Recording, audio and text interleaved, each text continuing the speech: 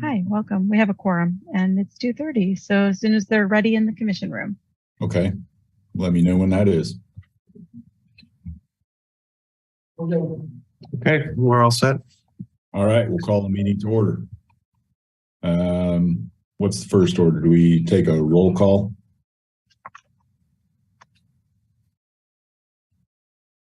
You want to roll? Yes, I can do roll call. Okay. Baldwin. Present.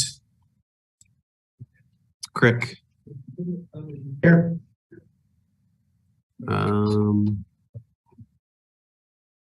DeVries. Not present, looks like. Dowling. Not present. Gentry. Present. Kerner. Here. Rodden. Not present. Sanford. Present. Voigt. Present. Okay, we do have a quorum. All right, great. Okay. I have a quick introduction for you, if you don't mind. Go This for it. meeting is being recorded and broadcast on the city's YouTube channel. Please remember to mute yourself during the meeting when you're not speaking. The chat function of this meeting is disabled and all chats will go directly to the host, Paul and I. Unless you're participating during the meeting, please turn off your video. This is so all the active meeting participants can be seen on screen. You'll still hear the meeting, but when you're participating, you can turn your video on. If you have any trouble, you can send me a chat. The MPO reserves the right to mute or turn individuals off to minimize distractions. And now I'll turn the meeting back over to Chair Chad Boyd. Thank you. All right, thank you. Next item is public comment. Do we have anybody there for public comment? There's nobody present here, and it doesn't look like there's anyone that's raised their hand in Zoom. Okay. Very good. Then we'll move on to our next item here, approve the minutes from the October 11th meeting. Does anybody have any questions, concerns, or comments on the minutes from last meeting? All right, seeing none, do I have a motion to approve the minutes from October 11th? I move to approve the minutes. I'll second. Great. Moved and seconded. Go ahead and give us a roll call. Baldwin. Abstain. Crick. Aye. Gentry. Aye. Kerner. Aye. Sanford. Aye. Voigt. Aye. The item passes 4-0. Okay, thank you. On to our regular agenda items. And the first one is the 2023 Unified Planning Work Program. We have before you today, and Paul can share the screen if he wants, just to highlight page 2 and 3 of the work program, which will review the list of anticipated major planning activities for 2023. This is probably the main highlight from you. We had a discussion with TAC members and our federal partners as we developed this UPWP for consideration. It's been out for public comment. It is through the end of today. To date, we've gotten no comments on it. But we anticipate to complete Transportation 2050 in the first quarter of 2023. We have submitted the joint application for Safe Streets for All. We hope to hear back about that and can determine our future work for that. We have some completion work to do in final drafting of the regional part of the pedestrian plan that was a carryover from the last couple of years that has work that we haven't gotten done and we've had to put down to finish T2050. We have amendments to the TIP, Transportation 2050 performance reporting, additional coordination opportunities for other grants and implementation of all of our mode specific plans.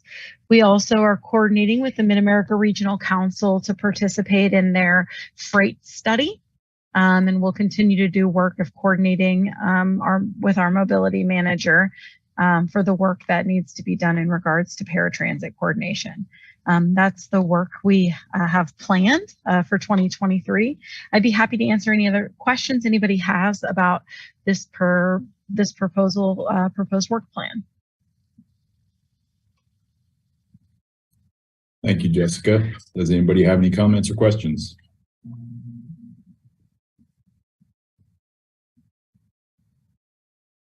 How often do we have to approve this? Once a year. Once a year. And then if we amend it, we approve that too. I was about to ask, it feels like more frequently. Okay, it is more frequently. We generally, one time a year, we have to write the work plan before the next year starts. It's a requirement of our grant. It tells our federal partners how we're intending to spend the grant money that's awarded to us, and it commits our local entities to the 20% match that's required for us to do our work. About once a year, usually midway through the year, we amend the work plan. And sometimes that's based on just changing realities when we finalize contracts for, our direct expenses and our staff expenses as they become more clear into the new year. We make that amendment to kind of shift or clarify any of the work that needs to be clarified in the work plan. And so usually sometimes in the summer of the following year, you'll see an amendment to the existing year's work calendar, work plan. And we do that just to maintain accuracy in our reporting and for our eligibility of our funding. Okay, any other questions?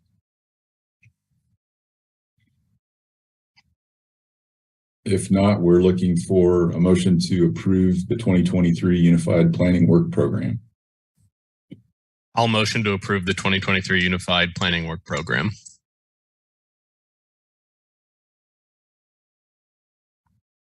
Second.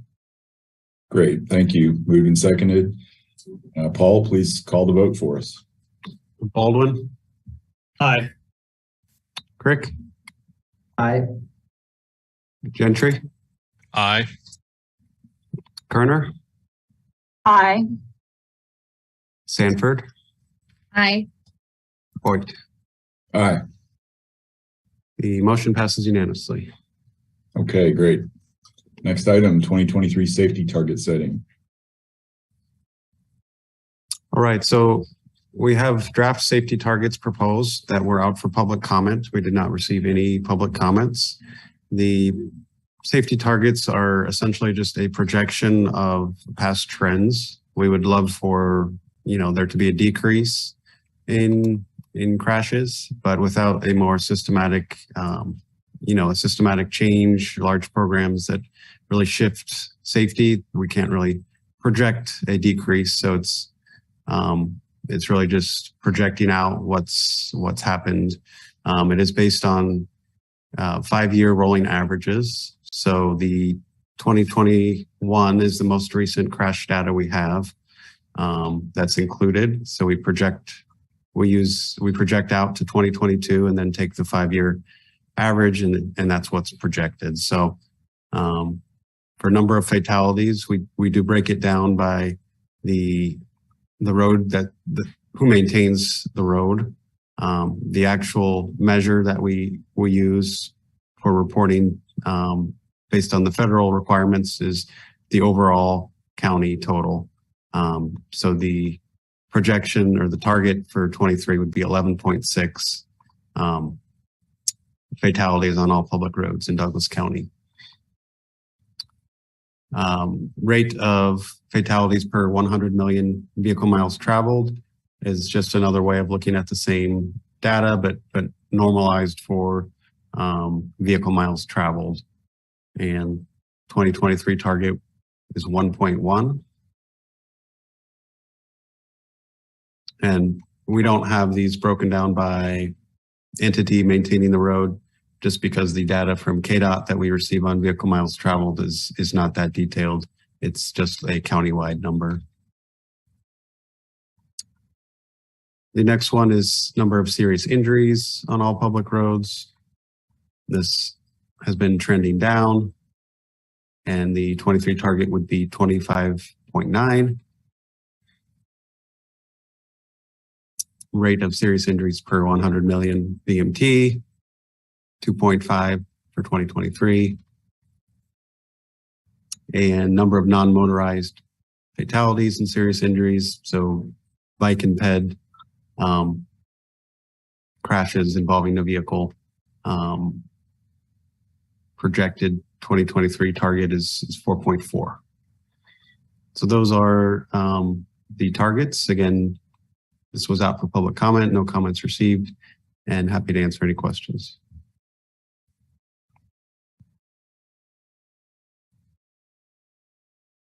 Okay. And we talked about this last month, and since then we've had a pretty rough month for accidents. So that's unfortunate. I thought of it. It had to be just days later after we talked about this, and we had several days in a row of not good events. But projecting these forward, does anybody have any comments or anything before we move on this item?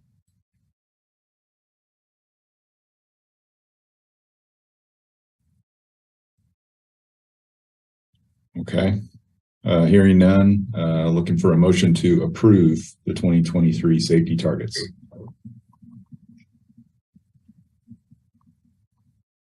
I'd move that we recommend the approval of the 2023 safety targets.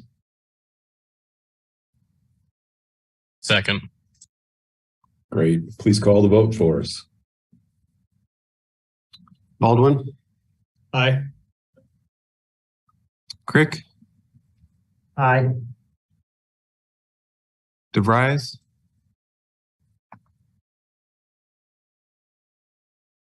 Aye. Gentry, Aye. Kerner, Aye. Sanford, Aye. Voigt. Aye. The motion passes unanimously. Okay, thank you. Next item, the Title VI plan update.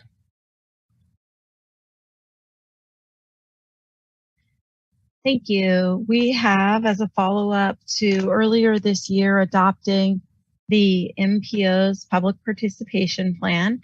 Later, we brought you an updated limited English proficiency program, and now we are completing the round of updates to this process with an updated Title VI program manual. And we have this obligation under the Civil Rights Act that no person on the grounds of race, color, or national origin be excluded from participation in, denied benefits of, or subject to discrimination for any program or activity receiving federal financial assistance. And that includes the MPO programs. And so what I'm showing to you is the updated list of responsibilities and activities that the MPO commits to as part of our program manual for your consideration today. Joe Secretary also serves as our MPO Title VI coordinator and is responsible also for helping us oversee and carry out our responsibilities under Title VI. There's a number of steps that we take to ensure non-discrimination, from notice to having a process to file a complaint. Other things like language we include in any request for proposals or that we do, in addition to ways that correlate to the way we do public engagement and ensuring we choose locations and opportunities to work with the public that provide full and open access to people. So this document in detail describes those burdens and responsibilities that fall on us to guarantee that we have that open access in our work. Additionally, you'll see in the appendices and throughout this document the analysis that we have done that begins later in the document that shows our environmental justice zone, so our low to moderate income and minority populations in relationship to transit service and transportation investments. And so some of that work you'll see carried out in the development of our other documents, such as our transportation improvement program and that you approved last month. And so you should see that in our work, but I'd be happy to entertain any questions you may have about our Title VI program. We just successfully completed our review with KDOT and submitted in September our annual progress report under Title VI. So I'd be happy to answer any questions you may have at this time as we're entertaining a recommendation for approval of this plan. Okay, thank you, Jessica. Does anybody have any questions?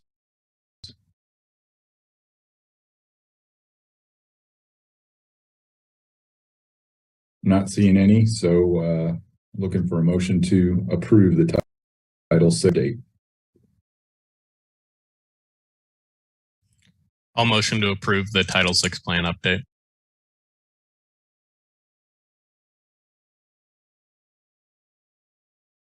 I'll second that. Oh, I was waiting. You had your chance. I did. I'll let you have it. That's big stuff. Moved and seconded. Please call the vote for us. Baldwin, Aye. Crick, Aye. DeVries, Aye. Dowling, Aye. Gentry, Aye. Kerner, Aye. Sanford, Aye. and Voigt. Aye. Motion passes unanimously. Okay, thank you. So that wraps our regular agenda. Now we have time for quick updates, and it looks like we're going to talk about where we are in Transportation 2050. Yeah, so we just included as a quick update to you, some of you who have other representation on our T2050 steering committee or staff team. We're preparing for our second phase of community engagement, where we hope to receive input on our goals, objectives, and strategies that we are drafting, as well as our Major Thoroughfares Map update for Lawrence, Douglas County comprehensive plan that's tied to the code and the code. And then we are also working on our financial analysis to understand what reasonable revenues will be expected in the region, and our travel demand modeling work to understand with our projections for population across our traffic analysis zones where we anticipate the need to deploy transportation projects and solutions. So that work is ongoing. That's our main work product we're working on right now. And we're hoping to, in December, have a few weeks of public engagement for phase 2, where we'll be presenting a bunch of that work to receive some additional feedback from the public before we finalize the draft of the plan that we intend to release for public comment, hopefully mid-January. So be happy to entertain any questions you may have about that. Otherwise, that's all I have for you today. Okay, great. Anybody have any questions or comments? Okay, then I think our business is done today, and we'll see you probably December 6th. So thank you, everybody, for your time. Thank you. Thank you. Bye. Thank you.